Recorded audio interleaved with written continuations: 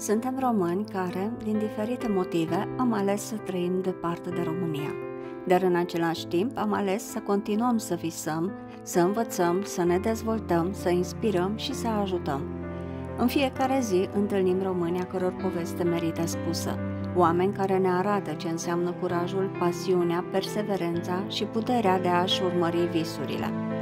Haideți să descoperim împreună frumusețea românilor din diaspora, oameni care, oriunde s-ar afla, poartă România în suflet. Astăzi vi-l prezentăm pe Remus, cofetar și patiser. Împreună cu familia, formată din soția și fiica lui, au deschis o cofetărie, brutărie în Consberg. Noi ne-am decis să-l vizităm și să aflăm mai multe despre el și visul lui.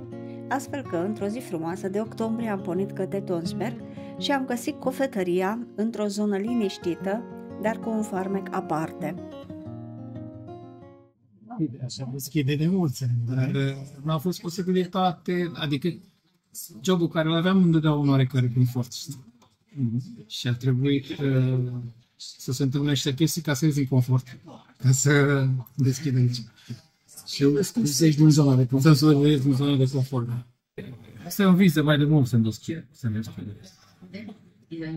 Am deschis cu pe 17 mai 2023. Am deschis aici. A fost... Și lucrezi tu, soția aici? Lucrez soția, așa lucrează sâmbătă. E fiica voastră noastră. Și mai aveam încă o fată din Ucraina, care lucrează 2 zile pe săptămână. Și anul trecut, la sfârșitul anului, am fost uce ca la de luft. Putem să luăm un elev și am luat deja un elev la brutărie. La ucenicie. Și faceți pâine din maia? Ce pâine de maia facem? Suntem axați cumva pe mai puțină sare, mai puțin zahăr, cumva mai pe sănătos, într-un fel sau altul. Dar Bine că nu lipsește zahăr. nu lipsește, nu. Am mai redus puțin din rețete. Dar e acum. Educație sau formare profesională din România pe chestia? Nu, de Portugalia. Din Portugalia. Eu venit din Portugalia, deci... Ai fost bucătar? Am fost cofetar și bucătar în Portugalia. Asta mi-am luat diploma. Și brutărie și cofetărie. Și a fost ușor de tradus? Nu de tradus, de echivalat sau de echivalat, pentru că eu vreau să-mi iau masterat în brutărie, a trebuit să fac încă o dată aici în școală, de brutărie, da. Și am făcut-o, am terminat în 2023 și acum trebuie să aștept 2 ani, cam să fac aia 2 ani, ca să pot să dau drumul la, se numește mester profesor. Și unde faci școala asta de brutar? În Dramen, este la OSI, la Vidregoară. Ai făcut-o la Vidregoară? Da, dar am făcut-o cumva din cauza că eu deja lucram, faci echivalare de studiu, trebuie să ai 5.000 de ore și după aia să mergi la examen. Ai avut lucrare, deci liceul pentru adulți, exact. Ai făcut linia profesională, asta înseamnă că cealaltă e linia de studii. Exact. Ai făcut cei 2 ani. Sau... Că eu având și orele, adică de atâția ani în Norvegia, având și documentele portugheze, nu a trebuit să fac totul. Da. A trebuit doar niște chestii menori. Și ai primit Svenevrev. Exact, Svenevrev. Ok. Svenevrev ăla, fără Svenevrev ăla nu poți să mergi la chestia asta de bacher, master, așa Asta sunt pașii, pentru că prima dată trebuie să faci Svenevrev, exact. Lucrezi 2 ani, de experiență și mai departe, și apoi poți să faci master, bacterii, conditorii și așa mai departe. Adică o firmă de familie, a fost nevoie de echivalarea studiilor, de a face ceea ce ai făcut tu la învățământul pentru adulți, de liceal, și ai obținut Svenevrev și urmează peste circa 2 ani să faci cam trecut. Maestru sau maestru bucătar, maestru conditor. Da. Exact, pentru că aș fi primul din oraș care, știi? Nici o becărie nu mere asta. Deci ar fi un plus pentru noi. Ajută puțin să te ridici mai mult în preferințele clienților. La pod de încredere. Exact. Știi despre ce vorbești. Așa, să faci pâine, poate toată lumea știe, dar puțin mai mult decât făcut pâine, știi? Cum e să lucrați ca și familie la o familie vedrită? E fain. E fain, îmi place să lucrez. Soția? Soția nu știu dacă îmi place așa. Soția a făcut și ea școala aici? Da, a făcut și școala aici sau metalbinder sau exact o chestie asta de vânzări. Deci voi ați fost poate din generațiile anterioare de cetățeni români care au descoperit posibilitatea de a face școală în domeniul învățământului pentru adulți. Exact. Pentru că noi ne-am trezit un pic mai târziu. Okay. Pentru că și Angie a făcut și un an de general și un an de liceu pentru obținerea ceea ce numim studii de competențe. Da. Sincer, cum a fost tranziția asta de la a fi angajat să ai tu propria ta afacere? N-a fost ușor, de multe ori a fost greu, dar și stresant. Da, e diferit să te trezești, duci la muncă, să-ți iei salariul, să vii acasă. E altă treabă să mai gândești și salariile la ceilalți, să mai vezi cum atragi și clienții înăuntru, să te faci cunoscut că eram într-un fel sau altul, decât cunoscut prin oraș, mă cunoștea lumea, dar e o chestie așa și altă chestie să deschizi afacerea care să reușești să atragi clienții care te știau înăuntru la tine. N-a fost ușor, dar mulțumim Domnului că el a găsit cu cale să și aducă oameni să și rezolve o problemă financiară. Da, dar oamenii sunt atrași de calitate, de servicii bune, de încredere, pentru că se creează o încredere față de cel care cumperi, nu? Adică că tot timpul calitatea, noi avem și în logo cu focus pe calitate. Calitatea pentru noi e primordial. Deci tot ce folosim, toate ingrediențele sunt de cea mai bună calitate. Sunt puțin mai scumpe, dar sunt cea mai bună calitate. Nu avem nimic de la alții sau cumpărat congelat și să preîncălzim, să se prepace și să vindem. Avem tot ce facem de la zero. Serviciul clienților e la fel de important. Am noroc pe nevastă mea și foarte simpatică. Sâmbătă lucrează doar pe la 9:30 până vine Filipa. Și chestia asta cu serviciul ne-a băgat în concursul ăsta care se face la după an. Service Prize se numește, între toate filmele din oraș, unde au avut 300 de filme. Și sunt 5 finaliști, dintre care lumea începe să voteze și se vede cine ia premiul cel mare. Premiul cel mare. Mai mult renume decât un altceva. Dar, faptul că apare în ziarul local... Cred că am un plus și o recunoaștere a calității. Exact. Exemplu că e vorba despre servicii, despre calitatea serviciilor, despre calitatea produselor, despre asta este întrebați oamenii. Exact.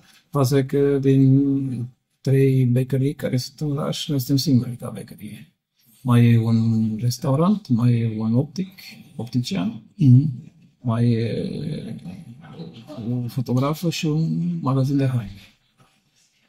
Deci, și noi fiind ultimii care am deschis, cei mai noi de pe piață, ăsta e și scopul nostru, să ajungem să fim un fel sau alt lideri pe partea asta. Avem și avem 5 grădinițe unde ducem până. Am o rețetă specială pentru copii, cu spelt, cu mai mult să fie bine la buftă și mai diferit decât ce se găsește în magazin. Asta iar atrage clienți din partea părinților. Să avem grijă și de care nu prea au. Am început anul trecut un program care se numește Vente Pusă, nu știu dacă ai auzit de el. Vente Pusă? Da, o pun în așteptare. N-am găsit absolut. Și ce se întâmplă? Că ai nevoie de mâncare, vii la noi și nu spui. Vreau o ventă pusă. Și noi punem două pâini sau pâini, ceva dulce. Am rămas uimiți de chestia asta. Noi am pus-o pe Facebook-ul nostru. Mi-am dat seama că lumea începe să aibă în care au dificultăți. Am văzut, uite când vorbim cu nevastă, mai să facem să avem niște pungi pe zi, să știu și eu, când vine cineva să ceară, să avem tot timpul. Clienți care deja aveam, au vrut să plătească mai mult pentru pungi. Și am rămas și noi uimiți cât răspuns au avut. Și au venit, cred eu că suntem acum de când am început, avem puțin peste un an și cred că am dat undeva la 250-270 de pungi de pâine. Noi când am dat drumul la proiectul ăsta, nu ne-am gândit că toată cheltuiala să fie de partea noastră. Cei de la ziar au întrebat ce pot clienții voștri să facă. Și că, în primul rând, faptul că sunt clienții aici ne ajută ca să facem chestia asta. Până la urmă suntem doar un canal prin care merge dintr-o parte și trece într-alta. Dar între timp clienții noștri mai fideli au vrut să plătească în plus și a trebuit să fac o rubrică pe casă, exact așa ventă pusă, cu ceva semnificativ modic, ca să se simtă bine și ei și totuși cheltuiala mare să rămână pe partea noastră.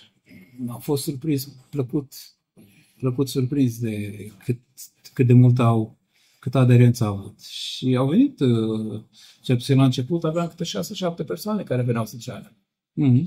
Mai am zis că nu punem întrebări, nu întrebăm ai nevoie, n-ai nevoie, ești sigur că ai nevoie sau ceva, de ce nu? Că situația e o situație complicată, ne dăm seama că nu vine nimeni dacă nu are nevoie. Așa că doar când spun că pot să am o ventă pusă, noi ducem în spate, o umplem și o dăm. Și am terminat dulce. Am avut multe mesaje de la oameni care au luat, care au spus că dacă nu eram noi, n-aveau pâine și ziua aia. Deci chestii care chiar te mișcă. Și am avut cel puțin un client care a venit și a cumpărat după aia și a zis, am primit o plumбă de la voi și acum sunt mai bine cu banii, vreau să vă fac și o vânzare. Și așa se crește în continuare. Da? Vorbeam de calitate, vorbeam de serviciu, cam astea sunt și prețuri la fel, încercăm să avem cât posibil prețurile jos. E greu să ai prețuri foarte ieftine pentru că trebuie să renunți la ceva, ori la calitate, ori la serviciu. E simplu, într-o afacere ai două chestii din trei, n-ai cum să le ai pe toate trei. Dar în comparație cu calitate și serviciu, eu cred că prețul este de rezonabil. Pentru mine e probabil că clientul să vă plece de aici mulțumit. Știi? Și el plecă mulțumit, automat se întoarce și mai aduce și poate că faptul că se întorc înapoi și deja suntem prieteni, într-un fel sau altul, le cunoști fețele, le știi ce când îi vezi că intră tu și deja sunt mulți care știi ce cumpără, știi? Deja le pregătești. Și chestia asta pentru noi e un lucru mare. Deci, tu ai avut un vis și la un moment dat, acum, te-ai hotărât să ți-l urmezi. Visul ăsta de a avea o cofetărie. Da. N-am vrut să plec neapărat de la jobul care îl aveam. Eu le-am făcut o ofertă celor de acolo. Eu, când am început să lucrez la cealaltă bakery, era un bătrân, el era patron, era cofetar și lucra mult direct cu el. În 2017 el a ieșit la pensie și a vândut afacerea. În 2015, pardon. Și în 2015, cine a cumpărat afacerea era o contabilă care nu prea avea habar de producție. Eu lucrând mai mult la partea de cofetărie, am împărțit cumva afacerea în trei părți: cofetărie, brutărie și transfer. Și a pus câte un responsabil pe fiecare. Și eu am fost la partea de cofetărie. Eram în total 5 cofetari și 2 ajutori. Și după ce am tras linia la sfârșitul anului, noi am ieșit pe plus și celelalte două upselling-uri investind ceva. Au ieșit pe minus. Și ei mi-au propus, atunci mi-am gândit dacă vreau să fiu șef de producție pe tot. Și am zis că e ok atâta timp cât nu îmi las de produs, că mie asta îmi place să fac, să producție. Și lucrurile au mers. Am ieșit pe plus următorii 3, 4, 5 ani, până am ieșit de acolo, am ieșit pe plus în fiecare an. Ba 1 milion, ba 200.000, ba 1.500.000, ba depinde cum a fost anul, dar n-am mai ieșit pe minus. Am fost mulțumiți. Eu, înainte să deschid aici, am avut o reuniune cu ei și am propus să cumpăr firma lor, dar nu clădirea, vreau doar angajații și numele. Și ei au zis că e ok în 5 ani, în 5 ani pentru mine era prea mult. Și am zis că nu, dacă nu e așa, e de la Dumnezeu să ne gândim cu alte cale. Am găsit calea asta cu deschise noastre. Și am început să-mi strâng, să-mi adun cât de cât ce aveam nevoie, toare și mașini. Și când m-am hotărât, mi-am luat demisia și am început să schimbă local aici, că aici era un local de birouri. Trebuie refăcut tot, regândit tot, electric nou, pentru că sunt cuptoare, asta trebuie să țină potență mare. Au fost niște bani investiți, da. Poți să te întreb ce ani ai avut când te-ai hotărât să începi firma? Păi am 47 acum, deci am 44. Cam 44. Tinerel. De unde? Nu! Nu, eu vreau doar să văd e posibil să-ți urmezi visul indiferent la ce vârstă. Este. Doar că trebuie să ai curajul de a începe. Și trebuie să fii bazat, să fii 100% sigur de ce faci. Am avut fericirea să știu și eu ce binecuvântare pentru de a avea clienți. Nu merge ca pe roze, dar reușim să ne plătim chirii, să ne plătim impozite, să ne plătim facturi, să ne plătim salarii. Oricum, eu până am vrut m-am gândit că undeva, zic, investiția care o facem, undeva în 5-6 ani o să putem să o spargem, pentru că durează să te rădăcinezi în un sistem, în zonă, în clienți. E greu de construit, e ușor de stricat. M-am bucurat pe o parte că n-am avut fluxul ăla deodată, să avem foarte mulți clienți și după aia să cădem, că de obicei așa se întâmplă, ori crești ușor, ori te duci în cap. Am luat-o cumva de la bază. Am început ușor și ne-am luptat clienții și au plecat zâmbind, nu știu că se întorc. Am avut suport familiar, în primul rând, că dacă nu ai suport acasă, n-ai făcut nimic. Pentru că e o chestie să pleci de la 8 ore de lucru și să vii la 15-16 ore. Nu mai trebuie să mai faci nimic acasă. Și să găsești înțelegere acasă că ok, că asta e o perioadă, că trebuie să tragem și trebuie să ne ridicăm treaba. Îți o echipă. Exact.